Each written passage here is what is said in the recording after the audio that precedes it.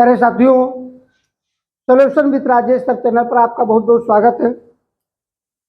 आज के इस वीडियो में जो भी भैया बहन, जो भी स्टूडेंट्स कक्षा 12 यूपी बोर्ड से पढ़ाई कर रहे हैं, उनकी जो हिंदी साहित्य के अंतर्गत एक पुस्तक हिंदी काव्यांजलि, उससे जो है मैथिली शरण गुप्त जी के द्वारा रचित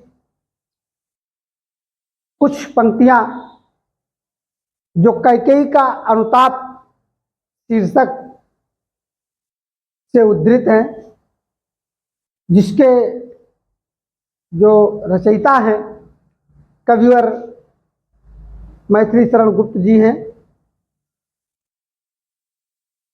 उन पंक्तियों का आज इस वीडियो में संदर्भ, प्रसंग और भावपूर्ण व्याख्या हम आपको बताएंगे। सबसे पहले थोड़ा सा पंक्तियों को पढ़ते हैं, गायन करते हैं, उसके बाद में संदर्भ, प्रसंग और व्याख्या आपके समक्ष बताएंगे। तो चलिए देर न करते हुए शुरुआत करते हैं कि तदनंतर बैठी सभा उठज के आगे, तदनंतर बैठी सभा उठज के आगे, नीले बितान के तले दीप बहु जागे। तदनंतर बैठी सभा उठज के आगे, नीले बितान के तले दीप बहु जागे। टकटकी लगाए नयन सुरों के थेवे, परिणामों उत्सुक उन भयातुरों के थेवे। टकटकी लगाए नयन सुरों के थेवे, परिणामों उत्सुक उन भयातुरों के थेवे। उत्फुल्ल करौंदी कुंज वायु रह रह कर, उत्फुल्ल करौंदी कुंज वायु रह रह कर, करती थी सबको पुलक पूर्ण मह मह कर। वह चंद्रलोक था कहाँ चांदनी वैसी, वह चंद्रलोक था कहाँ चांदनी वैसी, प्रभु बोले गिरा गंभीर नीर निधि जैसी, प्रभु बोले गिरा गंभीर नीर निधि जैसी। तदनंतर बैठी सभा उठज के आगे, नीले बितान के तले दीप बहु जागे। प्यारे बच्चों, प्रस्तुत पंक्तियां हमारी पाठ्य पुस्तक संदर्भ में क्या लिखेंगे कि प्रस्तुत पंक्तियां या प्रस्तुत पद्य अवतरण हमारी पाठ्य पुस्तक हिंदी काव्य से कैकेयी का अनुताप नामक पाठ से उद्धृत हैं, जिसके रचयिता राष्ट्र कवि मैथिली शरण गुप्त जी हैं। प्रसंग में क्या लिखेंगे, यहाँ पर प्रस्तुत पंक्तियों में कविवर मैथिली शरण गुप्त जी ने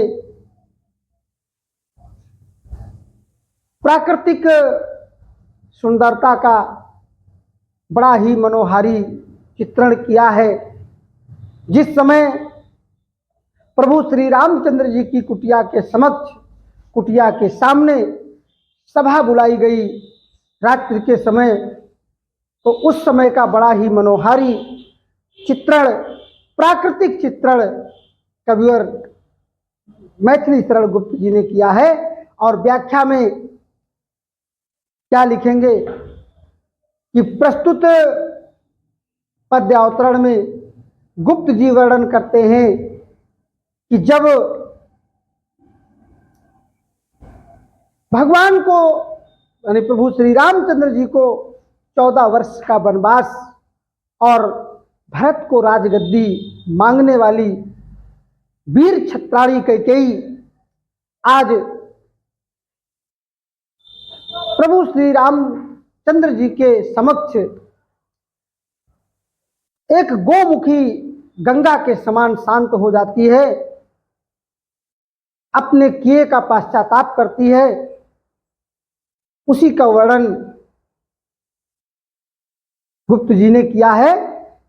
और गुप्त जी कहते हैं, लिखते हैं कि तदनंतर बैठी सभा उटज के आगे, यानी तदनंतर माने क्या होता है, इसके बाद भरत सहित अयोध्या वासियों के पंचवटी पहुंचने के पश्चात, भरत सहित अयोध्या वासियों के पंचवटी पहुंचने के पश्चात एक सभा बुलाई गई। प्रभु श्री रामचंद्र जी की कुटिया के सामने एक सभा बैठाई गई और वो सभा नीले बितान के तले दीप बहु जागे। जहां पर वो सभा बुलाई गई, एक नीले आसमान के नीचे सभा बुलाई गई और उस सभा के ऊपर यानी नीले आसमान में असंख्य जो है दीपक, तारे रूपी दीपक या दीपक रूपी तारे टिमटिमा रहे थे, जगमगा रहे थे। और वो यहाँ पर कवि की कल्पना क्या है, बड़ा ही सुंदर वर्णन किया कि वो जो दीपक रूपी तारे टिमटिमा रहे थे, जगमगा रहे थे, कवि का कहने का आशय है कि वो जो है दीपक नहीं थे, वो जो है देवताओं की आंखें थी, जो एक नजर गड़ाए हुए, टकटकी लगाए हुए परिणाम जानने की इच्छा के लिए भयातुर थे। यानी परिणामों उत्सुक उन भयातुरों के थे, वे परिणाम जानने के लिए आतुर थे, लेकिन उनके मन में डर था, शंका बनी हुई थी कि कहीं प्रभु श्री रामचंद्र जी जो है भरत की बात को नकार न दें, ठुकरा न दें और वापस चलने के लिए मना न कर दें। इसलिए सभी के मन में एक डर बना हुआ था। उत्फुल्ल करौंदी कुंज वायु रह रहकर, और जहां पर वो कुटिया थी, उस कुटिया के बगल में जो बाग थी, बाग में से जो करौंदे के पुष्पों की गंध, सुगंध, बड़ी अच्छी सुगंध जो है बीच बीच में रह रह करके जो है आ रही थी और सभी को करती थी, सबको पुलक पूर्ण महमह कर, और सभी को जो है वो पुलकित कर रही थी, सुगंधित कर रही थी। और वह चंद्रलोक था, कहाँ चांदनी वैसी। कभी कल्पना करता है कि वो जहां पर सभा बुलाई गई, कुटिया के समक्ष सभा बुलाई गई, और वो सभा किसी आसमान के नीचे नहीं, बल्कि वो एक चंद्रलोक था, और वो चंद्रलोक की चांदनी जो कहीं अन्यत्र नहीं मिल सकती, वहां का बड़ा ही सुंदर वर्णन किया है गुप्त जी ने। तो कहा कि वह चंद्रलोक था, कहाँ चांदनी वैसी, यानी जिस प्रकार की चांदनी उस सभा के बीच में थी, सभा के समक्ष थी, वैसी चांदनी कहीं अन्यत्र नहीं हो सकती है। उसी समय जो है प्रभु श्री रामचंद्र जी जो है गंभीर मुद्रा में एक समुद्र की भांति गंभीर मुद्रा में बोल पड़ते हैं। इसी का वर्णन जो है कविवर गुप्त जी ने बड़े ही भावपूर्ण ढंग से इस अवतरण में किया है। शेष की पंक्तियों की जो व्याख्या है वो अगले वीडियो में आपको देखने को मिलेंगी। तब तक के लिए अगर आप हमारे चैनल पर नए हैं तो solution with Rajesh sir channel को सब्सक्राइब करें, लाइक करें, दोस्तों में शेयर करें, और वीडियो का नोटिफिकेशन सबसे पहले प्राप्त हो, यानी हमारे द्वारा जो वीडियो अपलोड किया जाए वो सबसे पहले आपको प्राप्त हो, इसके लिए बेल आइकन को जरूर प्रेस करें, यानी घंटी वाला बटन जरूर दबाएं। मिलते हैं अगले वीडियो में, तब तक के लिए नमस्कार।